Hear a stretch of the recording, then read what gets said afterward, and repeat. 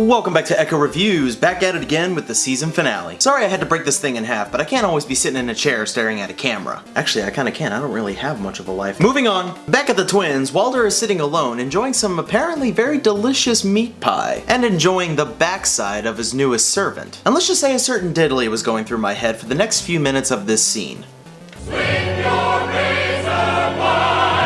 As the servant girl reveals, she cooked Walder's sons into his meat pie, and also reveals herself as Arya Stark as she cuts his throat Sweeney Todd style.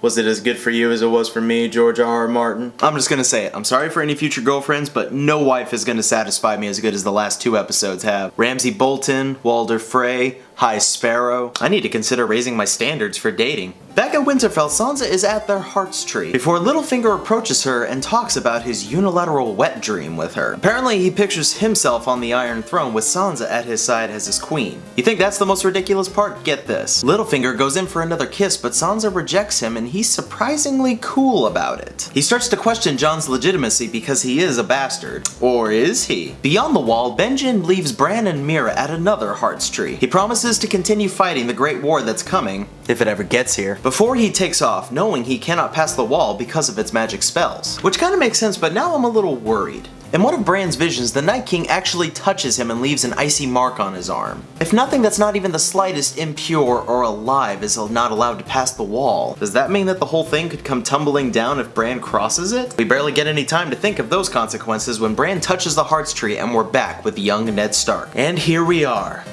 The Tower of Joy. He walks up and finds a nurse with his sister Lyanna, bleeding everywhere. Turns out she's just given birth. And as the nurse hands the baby to Ned Stark, the camera cuts to Jon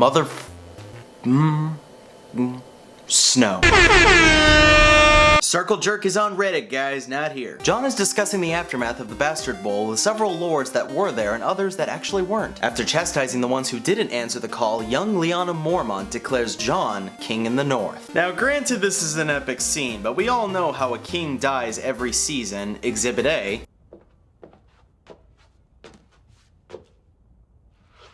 As everyone else follows through chanting the king in the north, I'm pretty sure they just signed Jon's death warrant. Sansa looks a little shocked, but then is actually pleased to know that Jon is now king, before she locks eyes with Littlefinger, not looking so satisfied. Jaime and Bronn have left the twins to go back to King's Landing, and they look in horror to see the destruction. I still get chills from the first 10 minutes of this episode. Jaime goes into the Red Keep and watches from the balcony as his sister, officially the Mad Queen, ascends her throne. Jaime and Cersei lock eyes, and something tells me Jaime will be dubbed the Queen Slayer here in a bit. Cut to Theon, who watches as the Kraken banner of his house flutters in the wind on his ship. Yara stands next to him proudly, probably because she did or is about to get laid by Dany. Theon, Yara, and about 75% of the main cast are now part in Dany's army. We get a glorious shot of the ships as Drogon and his brothers soar over the sea. We see the Dothraki, the Ironborn, the Unsullied, Tyrion as her new hand, and we also see Varys, so I can only assume the Sand Snakes and House Martell are on Dany's side now, as the camera pans out over the massive offense that took 5 seasons to develop. Everything cuts to black with a dragon roar far in the distance, thus concluding Season 6. Too long didn't watch version! Best season finale ever. The last finale was the most depressing thing I've ever seen. But here we have Cersei going on full-on Mad Queen, Arya cutting Walder Frey's throat, she's back in Westeros, baby, Jon becoming king of the north and Littlefinger potentially plotting against him, Dany finally making her attack on Westeros with full-grown dragons and 75% of the cast at her back, sailing across in what looks like 1,000 ships. Place your bets, everyone! How many seasons is it gonna take for Dany to cross the narrow sea? Place your bets! Why does next year's season have to be shorter? Winter's not gonna be the only thing coming next season, I'll tell you that right now. One thing does bother me though. Sand Snakes. I see their game, I see their ploy, but I ain't biting. Yet. I'm starting to get why they killed Doran and Trystane. Doran still wanted to be allied with the Lannisters. Trystane was just a wannabe Prince Charming. But I don't want to believe just yet that House Martell is officially part of the good guys. Not saying they have this whole other evil agenda, I'm just worried about what they're gonna do next season. Plus with what happened in episode 1, that's 2 rough band-aids that we had to rip off in 2 consecutive seasons. Stannis easily getting stomped and beheaded compared to him still being alive in the books. Sand Snake's less badass and more soap opera, taking over Dorne Dorne and wanting revenge. But with every harsh sting, the aftermath is always the most comfortable part. So the Sand Snakes just might have a shot at redemption. How did I not say that without vomiting? And holy hell, those first 10 minutes were awesome. I'm just gonna put it out there. The King's Landing scene was better than the Bastard Bowl. Listen, I'm sorry, okay? I'm just being honest. Please, just hear me out. Just listen, okay? Please stop booing. Please stop booing.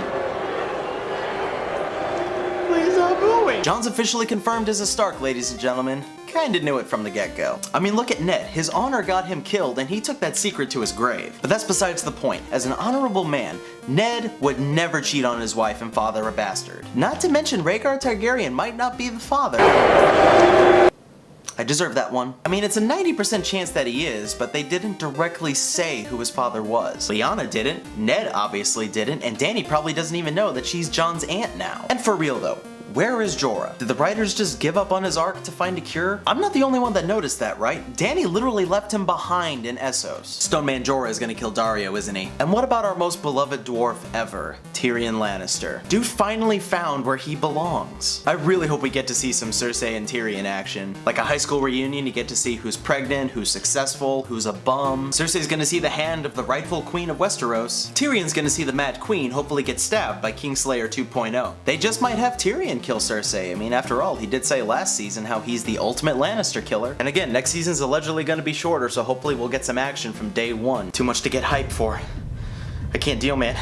It's too awesome. Dragons, White Walkers, Jon's a Stark, Tyrion's a badass again. I might actually start liking Dorne. Quick cut to black. I can't deal, man. I can't deal.